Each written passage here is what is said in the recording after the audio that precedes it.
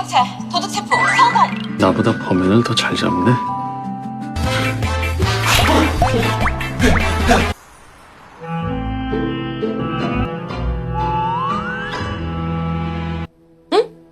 내가 모르는 영상이 왜 올라가 있...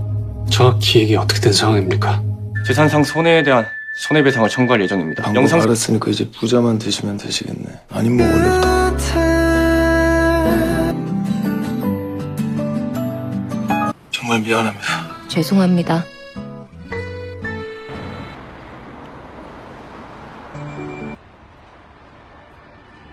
그랬잖아 안전하다고. 애들한테 먹여. Kali ini Minute akan membahas drama Korea terbaru yang berjudul My Sweet Mobster. Tanpa berlama lagi, episode 2, Markyu. Mari kita review. Geng Bulldog heboh sendiri. Panik melihat Hyungrinnya tak sadarkan diri, sedangkan NH malah bersembunyi. Bisa-bisanya mereka malah sudah mempersiapkan pemakaman, bahkan membuat bingkai foto yang pas. Ji-hwan ternyata mengalami patah tulang rusuk. Para anak buah lalu berpura-pura menangis, dan salah satunya bahkan melebih-lebihkan cerita. Katanya wanita yang melukai Hyungrinnya itu memegang tongkat pel seperti gada. Di tempat lain, jaksa Jang Hyun-woo tampak menikmati waktu santainya sambil melihat konten NH. Apakah ia mengenal secara pribadi pada NH? Para anggota berkumpul dan lagi-lagi cerita tentang NH dilebih-lebihkan. Katanya ia adalah penghilang nyawa terlatih. Polosnya kebangetan ini geng Bulldog. Nama lain NH di kontennya adalah Mini Oni. Ji-hwan, Kasamsem, bahkan hingga semalaman bergadang menonton semua konten NH. Ji-hwan tampak menikmati tontonannya hingga tiba-tiba gelembung cinta keluar dari ponselnya. Dan NH pun ada di hadapannya. Ji-hwan terus mencoba mengusir, tapi gelembung itu semakin banyak dan besar. Berbagai cara Ji-hwan menusuk gelembung cinta itu. Hingga gelembung terakhir pun bersiap dipecahkan. Tapi ternyata yang ada di hadapannya adalah NH yang asli. NH datang untuk menyampaikan permintaan maafnya. Dan Ji-hwan berpura-pura merasa tak kesakitan. Hingga insiden pun lagi-lagi terjadi. Tas milik NH terjatuh yang ternyata berisi banyak sekali alat perlindungan diri. Tapi begitu akan pamit, di luar malah ada anak buahnya Ji-hwan. Ji-hwan pun heboh lagi saja mencari tempat persembunyian untuk NH. Para anak buah melaporkan hasil investigasi menyeluruh tentang NH. Mereka terus nyerocos meski Ji-hwan mencoba mengusir mereka. Mereka bahkan mengatakan jika wanita itu pasti adalah mata-mata dari geng kucing. Maka dari itu mereka akan menangkap dan menghajarnya habis-habisan. Setelah berhasil mengusir para anak buahnya, Ji-hwan pun baru sadar jika sedari tadi ia terlalu dekat dengan NH. Setelah NH pergi, Ji-hwan pun dengan imutnya malah merasa malu. Dan lagi-lagi kegaduhan terjadi. Sebuah video diunggah di kanal milik NH tanpa persetujuan darinya. Video itu viral mendapat banyak respon negatif dari netizen. Ternyata video yang diunggah berisi perkelahian antara geng Bulldog dengan seorang pria yang dibuat dengan menyudutkan geng Bulldog. Ji-hwan pun tak sengaja melihat video tentang anggota gengnya itu. Sedangkan di kantor, Hyun-woo yang memang begitu tertarik dengan So Ji-hwan pun diberitahu. Meskipun mencoba menutupi, tapi toh cerita juga jika Ji-hwan terlibat sebuah insiden di sebuah klub milik geng Miao alias geng kucing. Asisten menambahkan jika para anggota Ji-hwan masuk video viral dan sedang dirujak oleh netizen. Hyun-woo tampak khawatir entah pada Mini Oni atau pada geng Bulldog. Ketua geng Miao begitu terhibur dengan video yang viral itu. Ia senang bukan kepalang melihat geng Bulldog dipermalukan. Karena hanya bisa menyendiri membaca komentar-komentar pedas mengenai dirinya di video viral. Dan ia pun tak bisa login lagi di akunnya sendiri.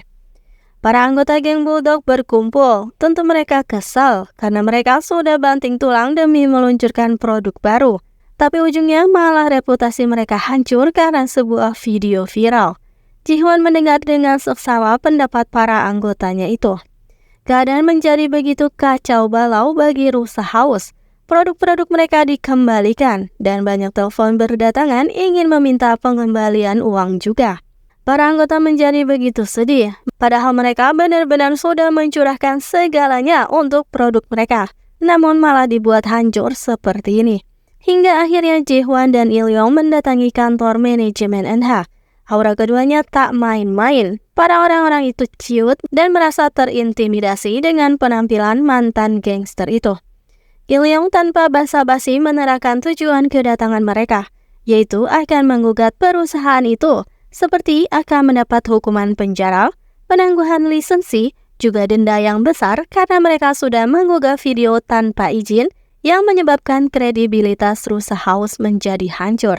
Si CEO pun langsung ketar-ketir, namun ia malah mengatakan jika itu diunggah oleh Go Eun-ha sendiri. Tapi mereka pasti akan menghapusnya dan memberi hukuman berat pada Eun-ha. Namun Ji-hwan mengatakan cukup dengan menghapus videonya saja. Eun-ha diam-diam mengambil rekaman asli dari acara festival anak-anak.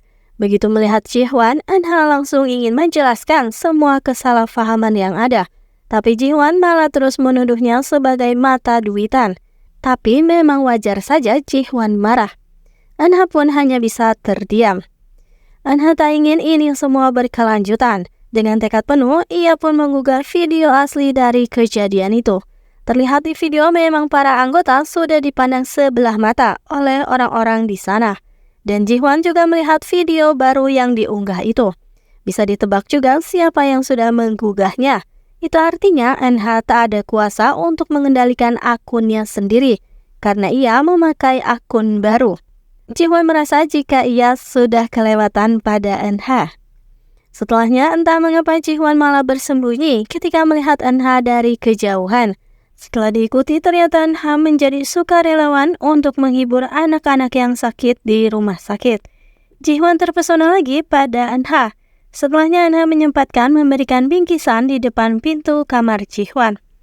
Eun-ha sedang menunggu bus datang, tapi ia terkaget melihat Ji-hwan yang bersembunyi di balik papan reklame yang sudah bolong. Karena sudah ketahuan, Ji-hwan pun jadi ikut duduk juga. Ji-hwan langsung meminta maaf karena sudah berkata kasar pada Eun-ha. Dan sekembalinya ke ruangan, Ji-hwan membaca surat permintaan maaf dari Eun-ha, juga mendapatkan sebuah apel. Esok harinya, Hyun-woo melihat Eun-ha dari kejauhan. Namun baru saja akan menegurnya, Eun-ha langsung buru-buru pergi. Ternyata masalah benar-benar mengikuti Eun-ha kemanapun. Ia bergegas pergi begitu melihat satu berita terbaru tentang banyaknya anak kecil yang keracunan susu. Susu yang sudah Mini Oni promosikan. Ji-hwan melihat Eun-ha bergegas masuk ke rumah sakit. Ternyata Eun-ha bergegas karena sempat memberikan susu pada anak yang sakit. Namun beruntung anak itu belum meminumnya. Setelahnya Eun-ha melihat sendiri, para anak yang mengeluhkan sakit terus berdatangan ke rumah sakit. Melihat ada Eun-ha di sana, para orang tua itu melampiaskan amarahnya dan melemparinya dengan susu. Dan tiba-tiba saja Satria berjas hitam datang menerima lemparan susu itu. Dan ternyata itu adalah Ji-hwan. Dan episode 2 pun berakhir di situ.